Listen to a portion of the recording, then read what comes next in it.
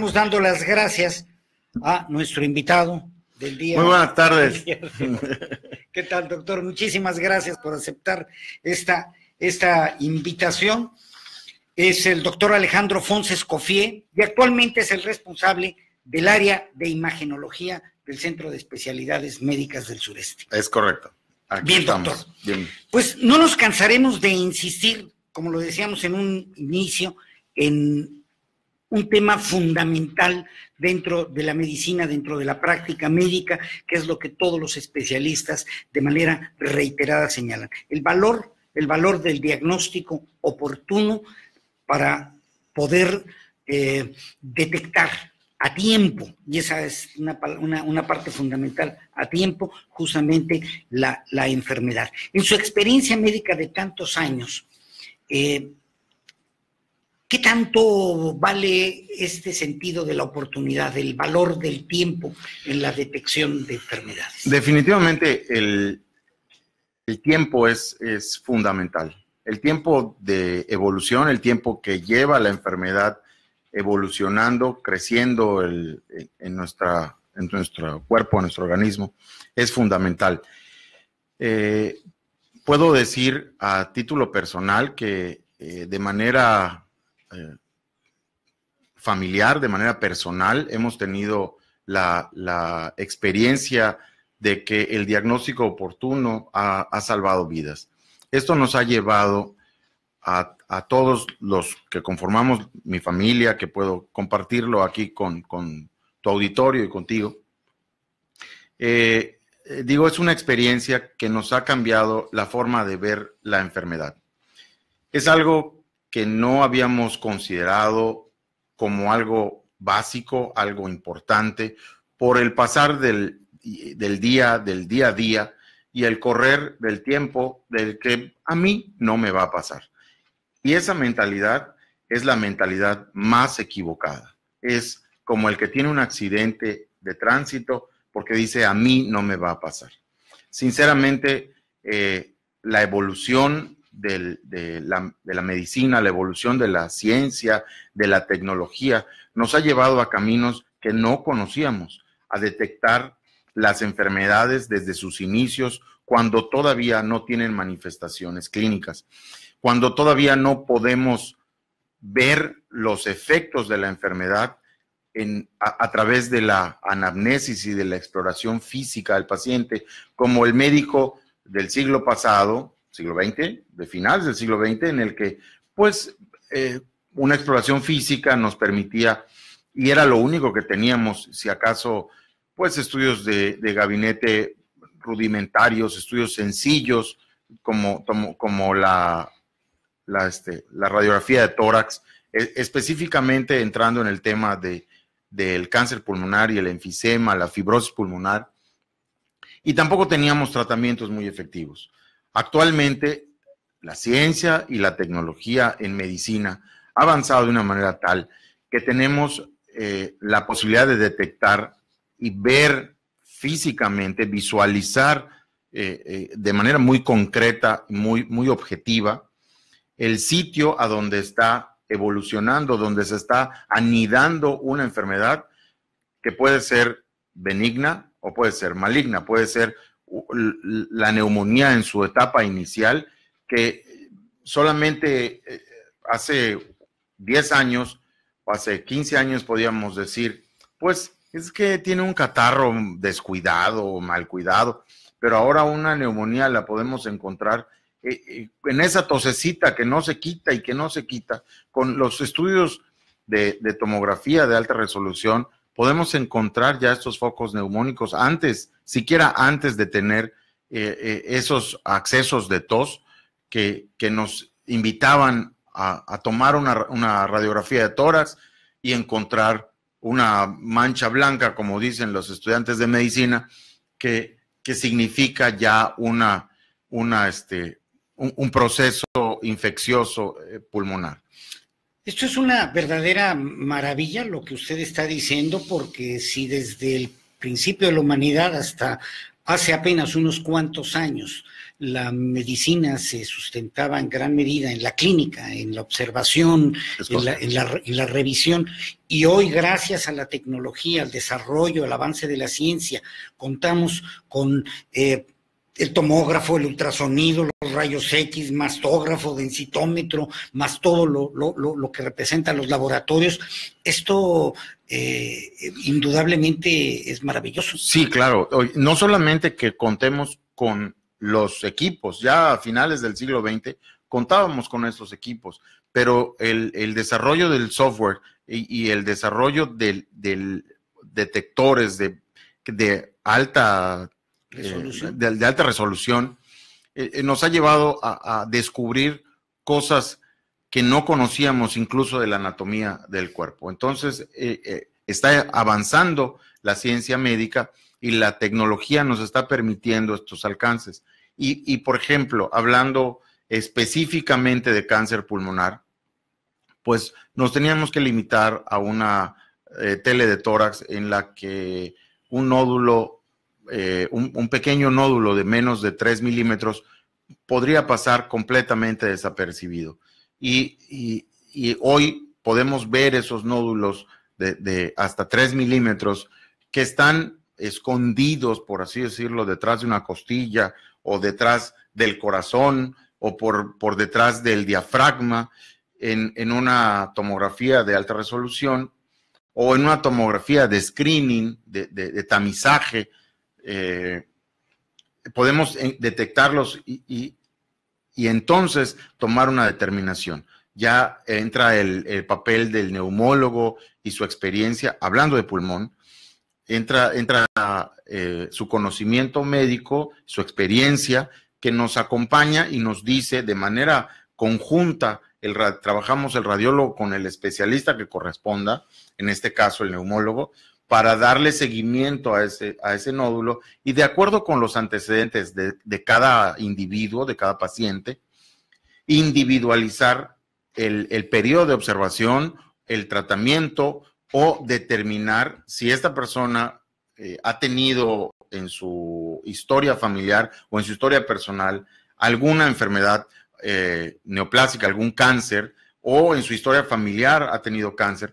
Es entonces cuando el neumólogo toma las precauciones o las previsiones para determinar si es necesario realizar un estudio invasivo o no, o tomar algunos marcadores tumorales por análisis de sangre y determinar si esto tiene una mayor probabilidad de ser maligno, y el cirujano de tórax, en lugar de tomar ya medidas drásticas en las que ya no hay nada que hacer con el paciente más que quitarle el dolor y a dar medidas paliativas que le permitan existir unos meses más con calidad de vida, pues el cirujano de tórax puede abordar al paciente, retirar el tumor, porque es un tumor que todavía no tiene invasión a distancia, no tiene metástasis, que es como las llamamos nosotros, no tiene metástasis en el cerebro, en el hígado, en el riñón, en otras partes del cuerpo donde puede ir la enfermedad neoplásica, implantarse en otro sitio, y entonces evidentemente ya el tratamiento cambia, ya no es un tratamiento curativo que permita restablecer la salud del paciente, sino ya el tratamiento es un tratamiento paliativo, que lo único que nos aporta es un beneficio temporal para que lleve de la mejor manera posible los últimos meses que tenga de vida.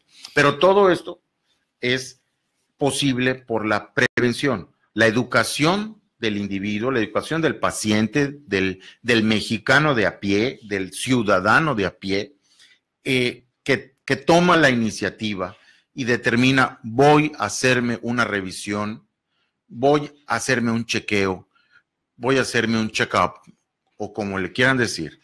Lo interesante es que la persona decida hacerse esa revisión. El médico no puede salir a la calle y decir: oiga, usted que no tiene nada, venga y consulte con nosotros. Tiene que ser el ciudadano de a pie, ese que no tiene nada, que cree que no tiene nada y que esperemos. Bueno, estadísticamente en la mayoría de los casos no le va a tocar la rifa, pero al que le toque la rifa del tigre, pues entonces se va a poner a pelear con un tigre. No sabemos a quién le va a tocar y a quién no. Y para saber a quién le está tocando el boleto premiado, necesitamos hacer esas revisiones periódicas. Necesitamos tener una cultura de la prevención, la educación en salud, la prevención de las enfermedades cancerosas, es con una buena alimentación, hacer ejercicio, tener hábitos de vida saludables. Esas son las cosas que podemos modificar, pero no podemos modificar nuestra genética. Entonces, los factores que no podemos modificar están ahí y van a estar ahí en todos los pacientes, y unos van a tener mayor probabilidad y otros menor probabilidad de tener y padecer un cáncer o alguna otra enfermedad como la osteoporosis. Y es necesario hacer una revisión con los equipos adecuados para determinar si alguno de los pacientes, si estos individuos que deciden hacerse una revisión tienen o no alguna enfermedad. Entonces, ¿sí? Sí, la diferencia, lo que nos está diciendo, doctor, es que la diferencia entre un diagnóstico oportuno o cuando un problema ya se manifiesta a través de la enfermedad que ya, bueno, pues es completamente evidente para todos, especialmente para el paciente, es un tema de diferencia entre la vida o una enfermedad muy grave o la muerte, ¿no? Definitivamente.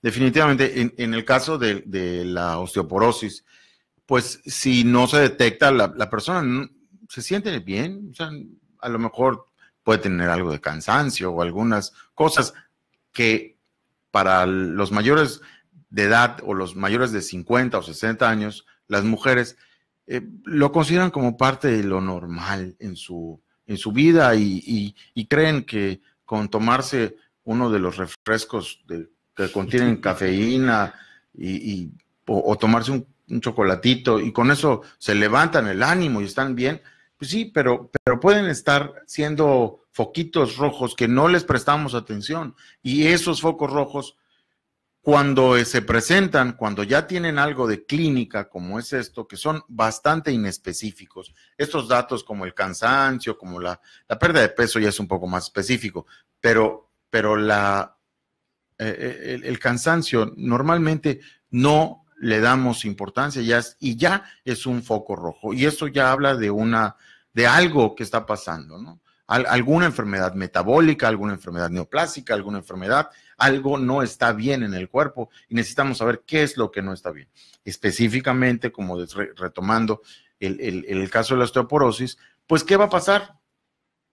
La señora, mayormente es en mujeres donde se presenta, va a tener una fractura en la cadera o va a tener una fractura en la columna que va a ser incapacitante y va a estar meses en una silla de ruedas. Le cambia la vida sí, completamente. Totalmente, y entonces tiene problemas de incontinencia o puede tener problemas que le van a cambiar la vida de una manera diametral, ¿no? Entonces, si esto lo puede detectar a tiempo y tomar medicamentos que le permitan restablecer la fortaleza de sus huesos, pues evidentemente la historia va a ser muy diferente. No precisamente se va a morir por una osteoporosis, pero su vida va a ser muy diferente con una fractura de cadera. ¿Por qué? Porque en un hueso osteoporótico al que le van a poner una placa y unos tornillos para restablecer componer, reparar la fractura, pues la placa y los tornillos se van a fijar en otro hueso que también está debilitado. Claro. Entonces se puede volver a fracturar, y si no hace ejercicio porque tiene dolor, el círculo vicioso de la recuperación es muy difícil. Y en muchas ocasiones el cirujano, el ortopedista, ve esta situación y ya no operan a las señoras con edad avanzada, y pues las confinan a una silla de ruedas. Entonces, si esto lo podemos evitar, si podemos detectar a tiempo, yo creo que ahí está el valor del diagnóstico oportuno. Nosotros encontramos una inestabilidad o una enfermedad en su etapa inicial, en sus primeras fases, en la que no está dando más que signos inespecíficos de la enfermedad, y con base en esto podemos dar tratamientos dirigidos para esas enfermedades o esos padecimientos y recuperar y restablecer las posibilidades de salud y de vivir con plenitud, ¿no? Doctor, pero ¿qué es entonces lo que nos pasa como personas, como seres humanos, quienes no somos médicos, y que nos da miedo hacernos un diagnóstico? Eso es algo que escuchamos con mucha frecuencia. Me da miedo enterarme que puedo tener una enfermedad grave. Prefiero no ir. Me da miedo. Esto es un fenómeno... Sí, lamentablemente es un fenómeno que veíamos mucho con las señoras cuando se trataba de hacer una mastografía por el temor y al dolor. Me va a doler, me va a doler. Es muy frecuente con los análisis clínicos, porque invariablemente le van a dar un piquete en la vena, pero ¿cuánto más puede doler un piquete en la vena? ¿Cuánto más puede doler una mastografía? Yo sé que el tema de el miedo a enfrentarse a una enfermedad, pues es la decisión de cada persona. Claro. El enfrentar una enfermedad en su etapa inicial, para empezar, es menos doloroso, menos costoso y nos puede dar mucho más tiempo de vida. Empezando por ahí.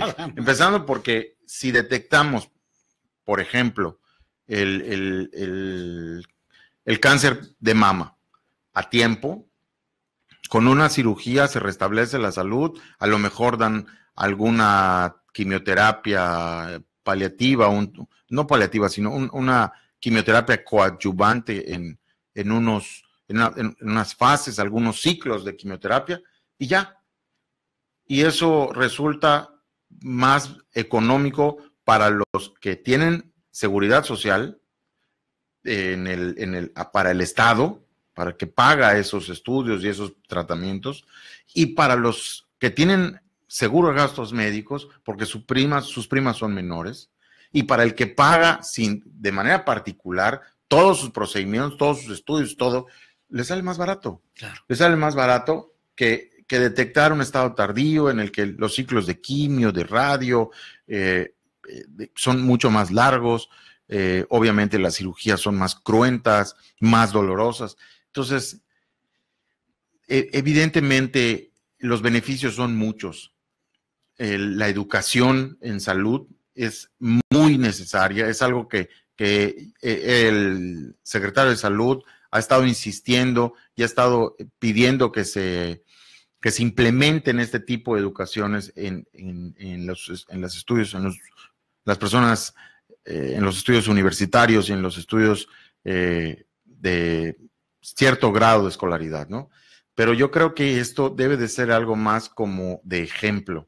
Así es. Yo creo que el ejemplo arrastra y nosotros, los médicos, a veces los médicos somos los más renuentes en ir a checarnos, pero algunos tenemos la costumbre de casi religiosa de que un mes en el año específicamente para mi cumpleaños, por ejemplo, yo me regalo mi check-up y yo voy y hago mi chequeo con un especialista que me revisa y le doy la oportunidad, no le doy la oportunidad, sino le doy la credibilidad y la confianza a esta persona de que sea él el que determine cuáles son los pasos a seguir y en virtud de lo que encontremos, tomar las decisiones correctas. Hasta este año yo he salido bien, pero yo creo que así lo deberíamos de hacer todos. Todos. Sí. todos, porque finalmente ese es un tema también de cultura. Sí. Es un tema de cultura, no solamente es una cuestión de miedos, sino de cultura. Y algo muy importante que usted ha destacado es la conveniencia. La conveniencia en términos de la responsabilidad que tenemos todos con nuestros seres queridos.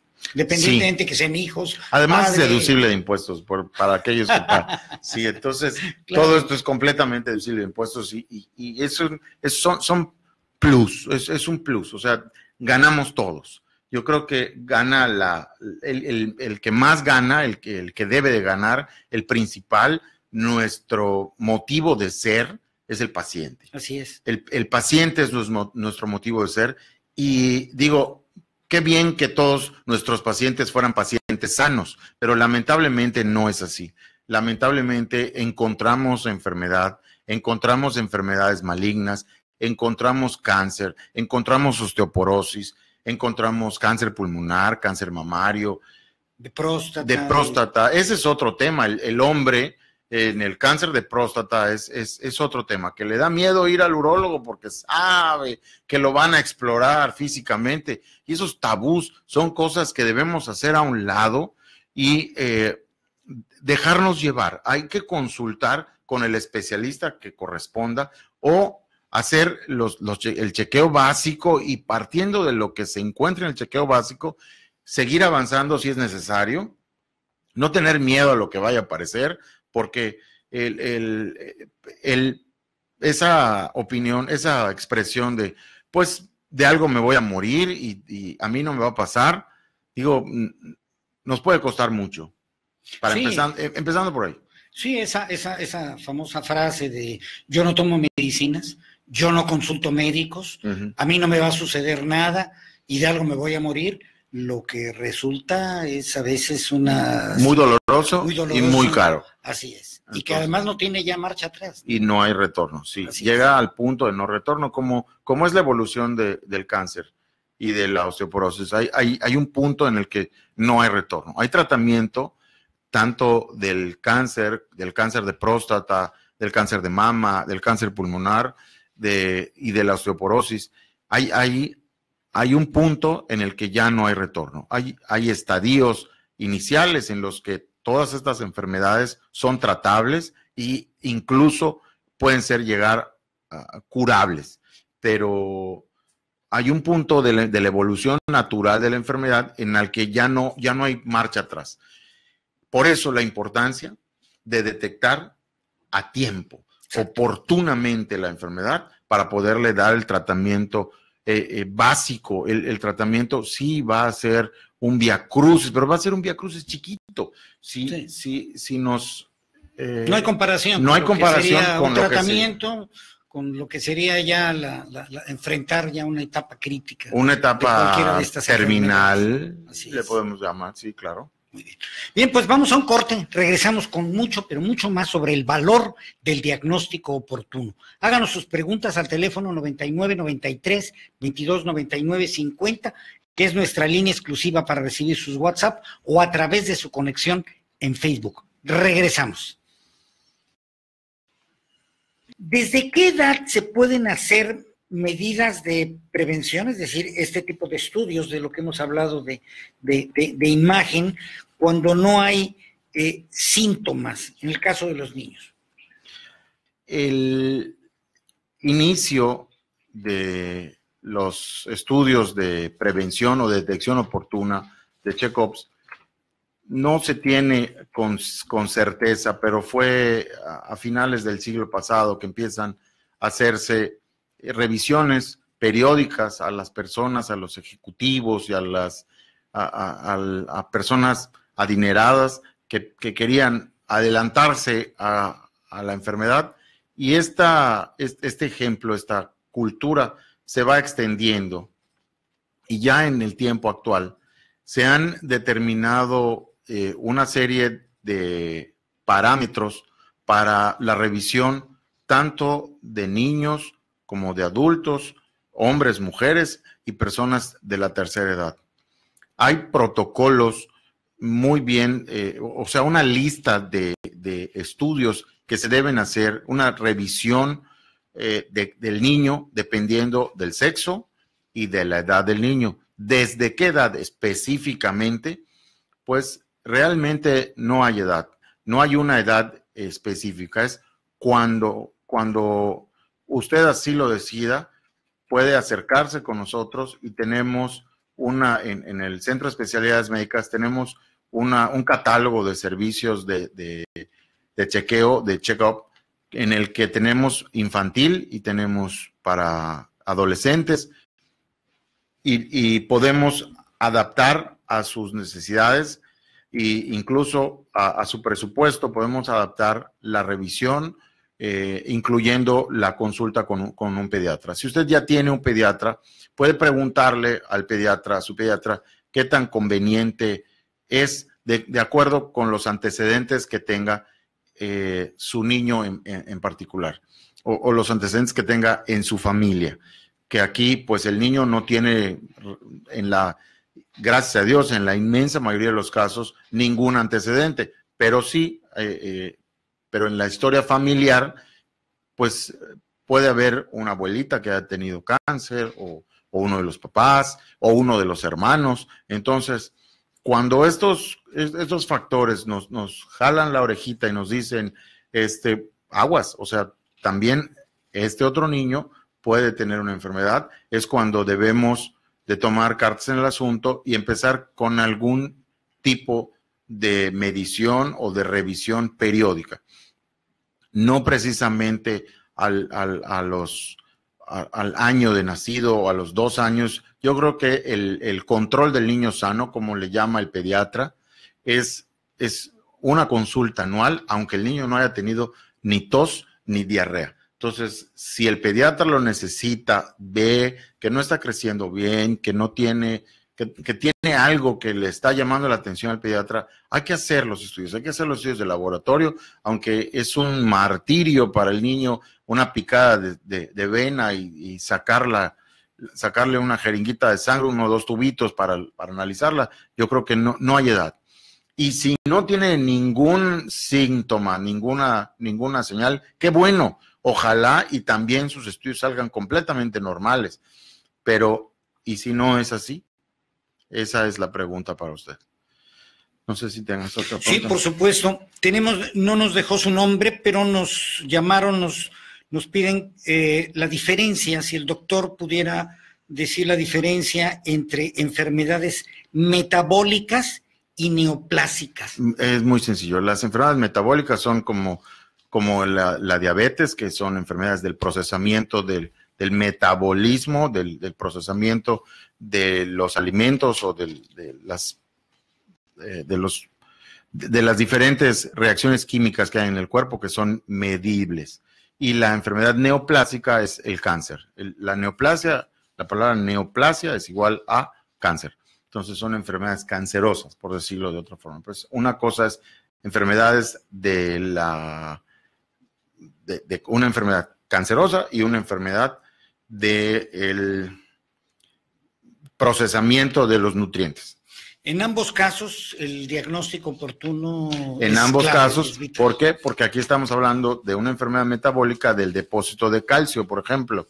La enfermedad de la osteoporosis es una enfermedad, en muchos casos, es una enfermedad del metabolismo, del procesamiento del calcio de los huesos. Entonces, el calcio de los huesos no se está fijando adecuadamente, no está dando la dureza necesaria que necesitan los huesos, y eso no es cáncer, pero es una enfermedad que no permite que el hueso mantenga su fuerza natural. Le hacen otra pregunta, doctor, aquí en cuanto al método para diagnosticar. Dice, ¿qué tan preciso es el antígeno prostático? Y pide la comparación con la exploración que hace el urólogo. Aquí hay un miedoso. Yo no puedo decir que sea más precisa una y más precisa la otra. Le voy a contestar con otra pregunta. Si usted ve una moneda sobre la mesa, ¿ya conoce la moneda? Conoce la mitad de la moneda. Tiene que voltear la moneda y verla del otro lado para conocer la moneda completa. Entonces, esa es la manera en la que el antígeno y la exploración trabajan, se complementan. Eso nos da una visión global de la enfermedad, nos da la apreciación clínica. ¿Por qué? Porque en los análisis de laboratorio con el antígeno normal o ligeramente elevado, no nos va a dar la sensación pétrea, la dureza, lo duro que puede estar la próstata, o encontrar una bolita dura en la próstata, que es lo que va a revisar el urólogo. Si encuentra esa bolita, ese nódulo duro en la próstata, aunque el antígeno prostático esté dentro de límites normales o ligeramente elevado, el urólogo va a tomar la determinación de hacer un estudio de ultrasonido dirigido y probablemente la toma de una biopsia.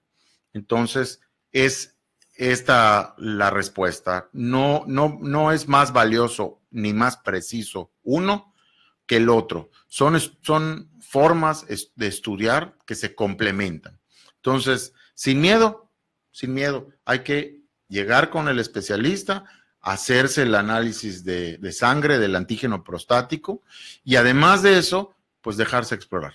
Porque pues los tabús pues no, por ahí no, pues está bien que los tengan, pero también les recuerdo que también a las señoras les hacen un Papá Nicolau y también las tienen que revisar, y eso tiene muchos años que se hace y ha demostrado su eficacia. El Papá Nicolau y actualmente la colposcopía es otra de las medidas de detección oportuna que no habíamos mencionado. El hacer la revisión y la citología, como se llama, a la toma de muestra de las células del cérvix, la citología cervical o el estudio que comúnmente se conoce como Papá Nicolau, es importantísimo también porque ha demostrado que puede encontrar el cáncer cervicuterino de manera temprana, de manera muy oportuna, lo detecta y lo puede tratar, lo puede curar. Y cuando ya está en el punto de no retorno que mencionamos en el primer segmento, pues ya tiene metástasis, ya invadió, ya no puede orinar la señora, ya se comió el cáncer a los ureteros y a la matriz. Entonces la enferma se complica. Entonces recientemente vimos una señora a la que hubo que ponerle 2 tubitos de nefrostomía en la espalda para que haga pipí por la espalda, porque ya el cáncer que ya le trataron y ya le curaron, pero el cáncer llegó al punto, ya le trataron, ya le curaron, o sea, pero ya no va a volver a orinar nunca por donde siempre todos orinan. Ella va a vivir con 2 bolsitas los años que le queden, los va a vivir con 2 bolsitas en las piernas a donde se va a colectar la orina. Y eso es muy triste si tomamos en cuenta que si esta señora se hubiera hecho un Papá Nicolau 3 años antes, hubiera sido otra historia. Otra historia. Claro. Entonces, y deja evolucionar por años, tarda años en evolucionar, en la mayoría de los casos, tardan años en evolucionar a algo inalcanzable, pero lo dejan. Entonces, lamentablemente, si no existe la cultura de la prevención, que para eso estamos aquí, no para educar a la gente, sino para decirle a la gente la importancia que tiene, y con base en eso, creemos esta cultura de la prevención. Este año, yo creo que para el Centro de Especialidades Médicas debe ser el año de la prevención, el año de la detección oportuna. La prevención, vida saludable, hábitos de alimentación saludable, el hacer ejercicio, el comer bien, son muy importantes. Pero también el detectar a tiempo, porque pueden incluso estar muy atléticos y ser personas con una actividad y hábitos muy saludable, pero no podemos estar seguros de que no está proliferando por adentro unas células malignas. Ya ha habido muchos casos. Y muchos casos, algunos ejecutivos que han ido rutinariamente año con año a hacerse sus chequeos con nosotros, Desafortunadamente hemos tenido casos en los que aparece una enfermedad. Pero ha sido a tiempo, ¿no? Pero ha sido a tiempo. Bueno, hubo que quitarle el riñón a uno de ellos porque detectamos un tumor renal. Claro. Y lamentablemente fue un cáncer renal, pero el señor está sin un riñón, pero sigue vivo. Si no se hubiera encontrado a tiempo, pues lamentablemente ya no estaría con nosotros, ¿no? Además, me llama mucho la atención la pregunta que le hicieron hace un rato, donde decían la diferencia entre un método, ¿verdad?, y el otro método. Al final las herramientas diagnósticas no son más que eso. Lo importante es ponerse en las manos del especialista. Es correcto. Que es quien determina, ¿no? Por sí misma, el estudio no lo es todo. Lo fundamental es el médico, ¿no? Sí. Es la experiencia de detectar y conocer cada caso en particular, individualizar el caso y saber qué medidas tomar con base en los hallazgos clínicos, en los hallazgos de laboratorio y en los hallazgos de rayos X. Y aquí en radiológicos, aquí el tema de los rayos X, el tema de la radioactividad, es un tema que ha estado que quiero aprovechar la oportunidad para tocar que no, pues es que le van a tomar una radiografía y van a utilizar radiación y van a radiar innecesariamente a mis hijos, a mí o a mi esposa. Yo creo que hay que dar a conocer esto. Los estudios, los equipos y los estudios de radiodiagnóstico están diseñados para utilizar dosis de radiación que no superan a la dosis de radioactividad que recibimos por estar caminando en la calle en un fin de semana. Entonces, estas dosis de radiación son dosis que no son considerables, son dosis de radioactividad que van a ser absorbidas y de alguna manera desechadas por nuestro organismo y no van a tener ningún daño. Sí, efectivamente es necesaria la radioactividad para la radiografía de tórax, para la tomografía, que bueno, la tomografía usa un poco más, pero la radiografía de tórax y la mamografía o la densitometría para la osteoporosis, sí usan radioactividad, sí usan radiación X, rayos X específicamente, y una minúscula parte de rayos gamma, pero realmente esto es algo insignificante, no, esa radiación no es mayor a la que recibimos un fin de semana en la playa. Realmente no es algo significante ni es algo que deba de preocupar, y sí quiero puntualizarlo porque es una pregunta constante y repetitiva. Es algo que continuamente las mamás, específicamente las mujeres preocupadas, no solo las miedosas del dolor por la compresión del pecho, del seno, sino que también les preocupa que leyeron por ahí, les dijo la comadre y les dijo la señora de la esquina y la señora del supermercado que atiende en salchichonería, que a ella le dijeron que las mastografías son malas, la densitometría es mala porque utilizan radioactividad. Yo les pido, por favor, que se documenten antes de creer este tipo de expresiones y de afirmaciones. Le pido que consulten con su médico.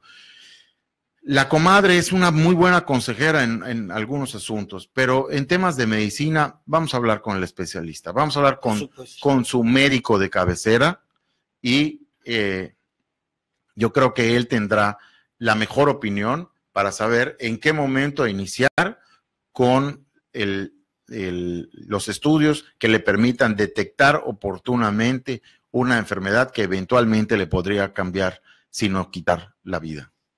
Doctor, hemos hablado de las tomografías, de los rayos X, de la mastografía, de la densitometría, pero en el caso del ultrasonido, ¿qué ventajas como herramienta diagnóstica tiene el ultrasonido? Por supuesto que es una parte de los chequeos, el realizar un barrido ultrasonográfico del abdomen nos permite revisar los órganos sólidos del abdomen, el hígado, los riñones, el páncreas, la misma próstata y la vejiga, las revisamos con el ultrasonido y esto nos da un acercamiento muy, muy certero, muy preciso del bienestar de los órganos abdominales.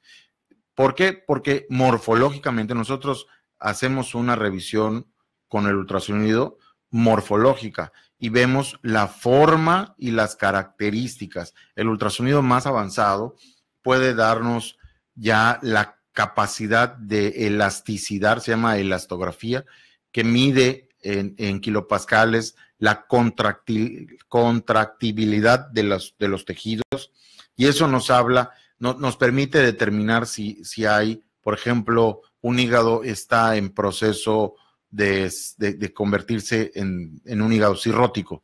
Entonces, estas tecnologías están llegando ya a la ciudad, ya las tenemos disponibles en la ciudad, y esto es algo que nos permite, sin radioactividad, de la que hablábamos ahorita, claro, hacer una exploración de todo el abdomen con una aproximación muy alta a la realidad de que exista o no exista algún tumor. Porque, repito, el ultrasonido nos permite evaluar la morfología y la estructura de los órganos sólidos del abdomen.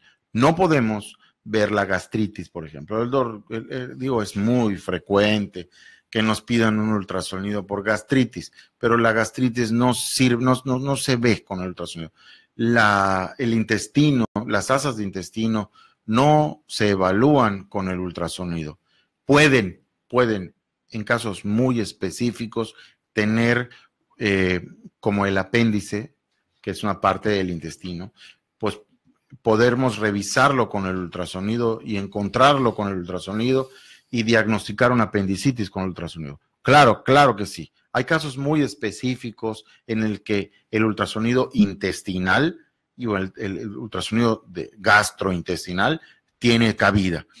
Pero para una gastritis realmente no existe indicación. Claro, si dentro del abanico de diagnósticos el médico de cabecera del paciente está considerando una patología obstructiva biliar, vamos a decirlo para todo el público, una piedrita en la vesícula, y que eso es lo que está causando el dolor, está dentro de las posibilidades diagnósticas que el médico de cabecera está considerando, entonces sí, el ultrasonido sirve, pero simple y llanamente para curar, digo, mucho menos para curar, pero para diagnosticar gastritis, no, eso es la endoscopía.